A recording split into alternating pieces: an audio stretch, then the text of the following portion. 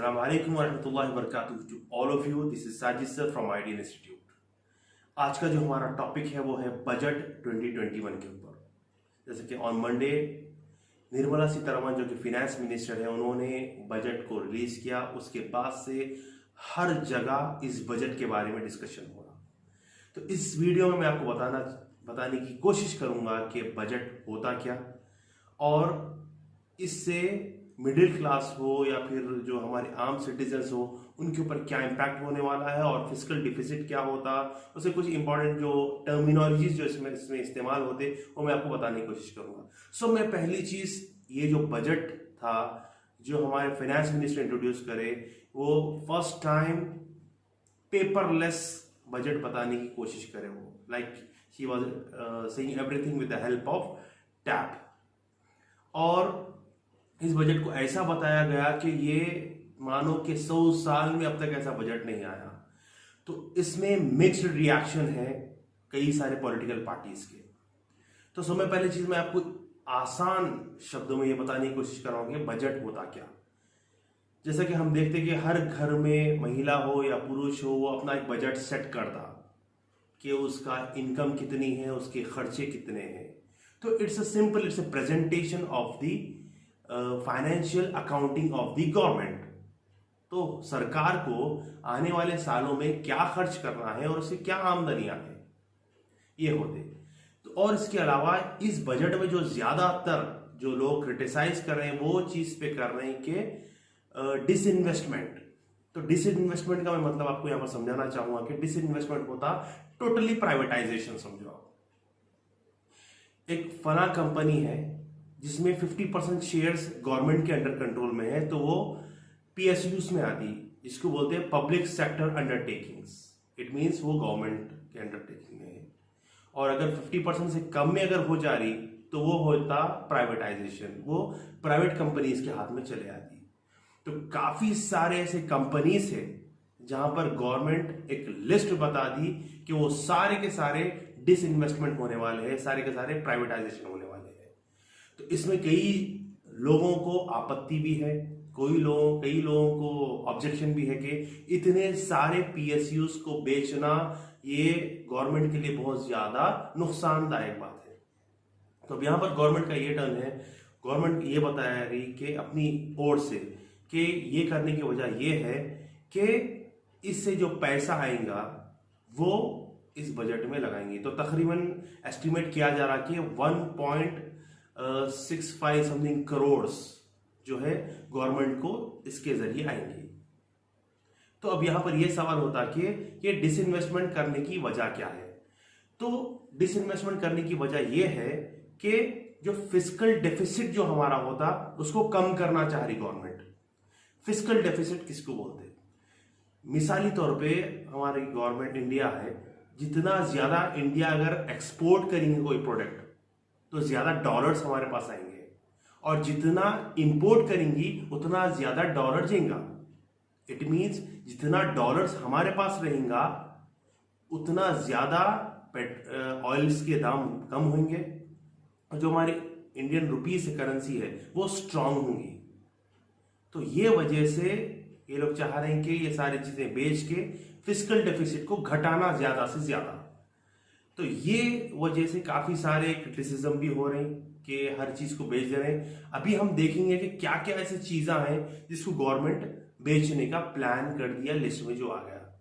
जैसे कि हम देख रहे हैं कि बैंक्स का जिक्र हो रहा, आईडीबीआई बैंक हो, 2 बैंक्स के उसमें तस्करा हुआ, एलआईसी है लाइफ इंश्योरेंस कॉर्पोरेशन, उसके अलावा हाईवे टूल्स है और उसके अलावा एटॉमिक एनर्जी है, स्पेस है, डिफेंस है और एयरपोर्ट्स की बात की जा रही बेचने की और स्टेडियम्स है। तो ऐसे कई सारी चीजों को अगर गवर्नमेंट अगर बेच देंगी तो even it's a trouble for the government. Because जैसा कि हम महामारी के दौर में देखे, जब कोरोना आया तो उससे क्या हुआ, कई सारे private employees they lost their jobs because they were under private sectors. On the same hand, when we are seeing in the government side, जो गवर्नमेंट एम्प्लॉयज थे उनके नौकरियां नहीं गए। तो यहां पर जब गवर्नमेंट सेक्टर में जब कोई रहते हैं तो उनको जॉब सिक्योरिटी रहती, तो वो सिक्योरिटी समय पहले चीज तो चले जाएंगे। और जो हमारे प्रधानमंत्री जो बात करते कि हम साल में 1 करोड़ नौकरी दिलाएंगे, तो जब पूरे सेक्टर्स को आप बेच देंगे तो नौकरियां कहाँ दिलाएंगे, आप प्राइवेट में दिलाएंगे। तो ये सबसे बड़ा एक ऑब्जेक्शनेबल रिमार्क गवर्नमेंट के ऊपर आ रहा। और इससे हटके जो एक सेस लेके आए इस बजट में, उसको बताया गया कि ये agricultural infrastructure and development cess है और इसको नए तरीके से लागू किया गया। पेट्रोल के ऊपर 2.5 रुपए बढ़ेंगे और डीजल के ऊपर 4 रुपए बढ़ेंगे। तो मतलब सेस में स्टेट का हिस्सा नहीं रहेगा, ओनली ये जो सेस की जो इनकम आएंगे वो सिर्फ सेंट्रल के पास जाएंगी। और उससे हटके जो बातें हैं, जो सेस जिसके ऊपर अप्लीकेबल है, वो सारे मैक्सिमम एग्रीकल्चरल प्रोडक्ट्स है, जैसा कि एप्पल है, पीस है, या फिर दाल है, और स्पेसिफिक फर्टिलाइजर्स है। उसमें कई सारे आइटम्स पे सेस लगने वाला है। उससे हटके अगर आप एसी, फ्रिज या फिर दूसरे प्रोडक्ट्स आप देखेंगे, कई सारे प्रोडक्ट्स जिसके ऊपर सेस लगने वाले, और ये सारे चीजों के दाम बढ़ने वाले हैं।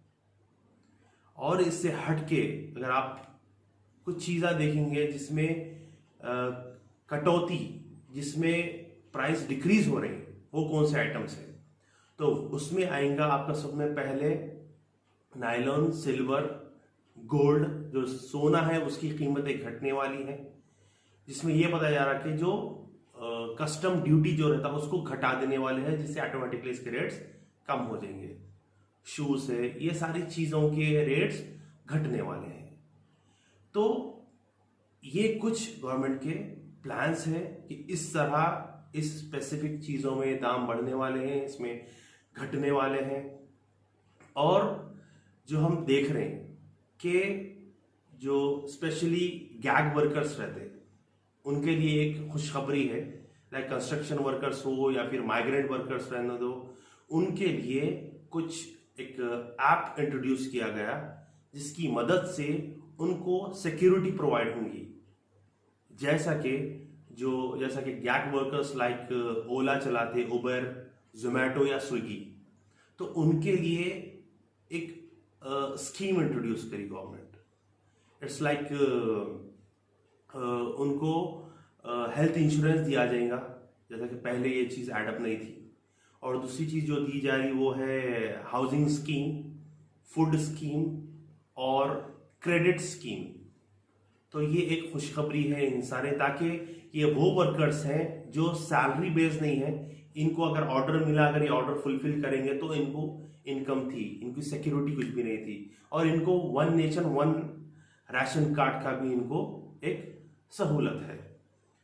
तो इससे हटके अगर आप देखेंगे कि एजुकेशन डिपार्टमेंट में बजट को कम कर दिया गया है, और scholarships, even I was expecting कि स्कॉलरशिप में कुछ ज़्यादा बजट एलोकेट होगा और स्टूडेंट्स को कुछ पढ़ने के लिए कुछ ज़्यादा चांस मिलेगा, और बच्चे जो है ना कुछ अपनी तालीम आगे फ्यूचर फर्दर स्टडीज़ के लिए कुछ कर सकेंगे। लेकिन स्कॉलरशिप का इसमें कुछ भी जो है ना स्टेटमेंट नहीं दिया गया, और डिजिटल को ज़्यादा तरजीह दी गई, और एमएसएमईज का भी परसेंटेज घटा दिया गया, और ज़्यादा जो तरजीह इसमें दी गई वो दी गई इंफ्रास्ट्रक्चर पे।